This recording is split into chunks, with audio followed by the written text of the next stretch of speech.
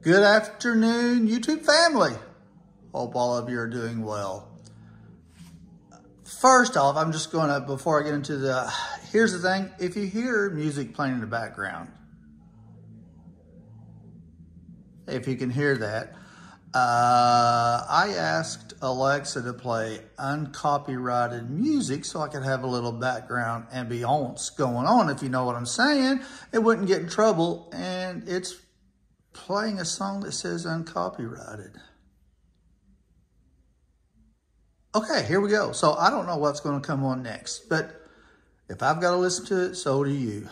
Anyhow, here's the thing. As you can tell by the title, I was a little curious on the Apple Watch Series 8. As you know, it has an always on display. Or you could turn the always display on. You could turn that off. Don't want to make that too confusing. So I just wanted to do a little experiment to see how well, how well the battery held up with it on, and then what the results would be after I wore it, turning it off. And I do have those written down that we're going to go over here in just a second. So with that being said, and I had to pause there. I don't know what song's playing next, but enjoy. Here's the thing. I'm going to do a quick review over what I think about the Apple Watch Series 8 that I've now had for approximately 2 months. So far, I am really, really enjoying it. And Apple states that it has an 18-hour battery life. Now, I don't know what protocols that's going by. In other words, is that with certain features turned on, certain features turned off.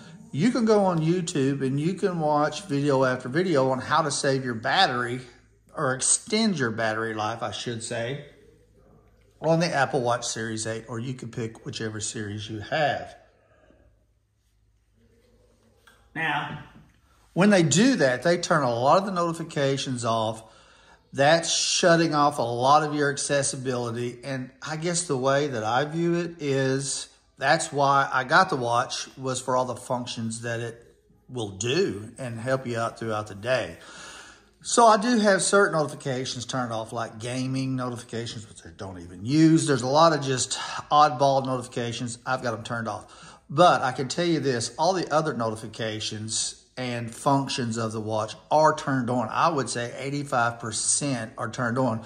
For example, heart rate, my exercises. We go to the gym Monday, Tuesday, Thursday, Friday. I use the exercise app that links to my phone, obviously. And it'll tell me how well I'm doing on my exercise. I do wear it to bed, so it'll track my sleep, my heart rate.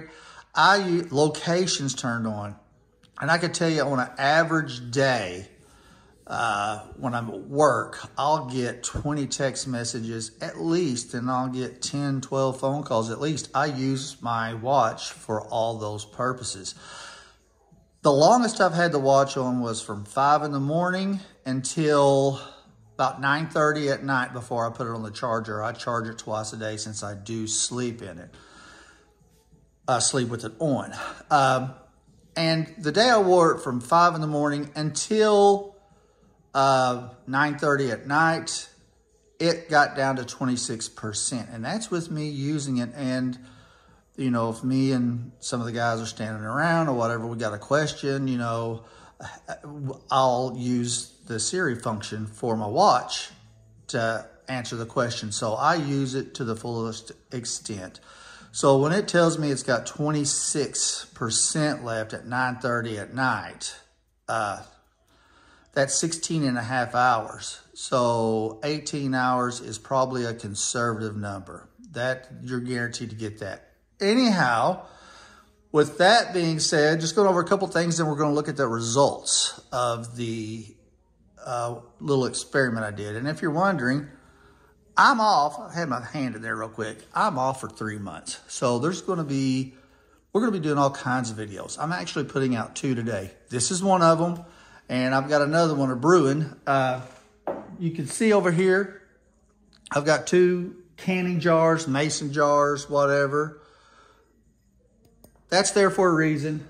but that'll come in the next video I'm putting out later on today. How much does a pineapple weigh? I'll give you a couple seconds. It weighs 3 pounds. I'm kind of going stir crazy because I'm off for the next 3 months. In all seriousness, we're going to be putting out some camping videos, some more truck videos, and whatever else I think of. Like today, I just got to wondering. Once again, we'll get to that tonight. So here we go. You can see I got the SupLink. Bring it in a little closer for you. Just an accessory watch band. Really like it. This is metal. Zoom in. It's got a rubber insole. On the inside is rubber. And then it just goes on your wrist as so. Trying to watch the camera and do this. And you just loop it around. So there's that. It just clips over the top of your watch. And then the watch itself, I've got it on the band that it came with. I really love Apple Watch bands. To me, are about the most comfortable you can get. That one's very comfortable, but this one is super comfy. If we can get the light to shine right. We got the OtterBox. Now this OtterBox protector clasp all the way around. It takes a little more effort to put on than that one. That just clips over top. But and it's not hard to do. It really fits snug. So without further ado, the whole purpose of the video is, and let me get the camera turned around here. There we go. And before we get started, flick this up. Drum roll.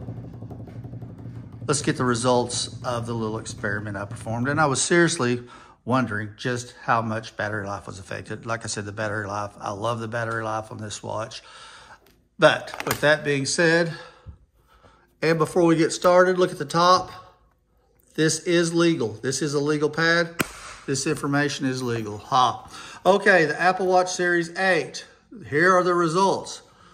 With the always display turned on, this was a 12-hour measurement. 9:34 a.m. is 100%. 9:34 p.m., as you're reading along with me, it went down to 41% with the always display on. That means I used 59%. So 41% after 12 hours, 41% remaining. That'll get you your 18 hours. And I used my watch. I did go to the gym. I didn't get a lot of call and text that day. What calls and text I did get, I did use the watch. But it would be average use. Use the health app. And of course, my heart rate's going and all that, as I've already stated. So that is what it used. It used 59%. It was down to 41%. Now the results, when I used the fast charger / lightning plug, it took 39 minutes to charge back to 100%. And if you saw over here, and I know most of you know this, but this is a fast charger. How can you tell? It's got the little USB. That's how you plug it in. Right there. Now the other results. Always on display turned off. I put it on at 7:37 a.m. Used it at 7:37 p.m. And it was the same usage as the day prior. This took 2 days.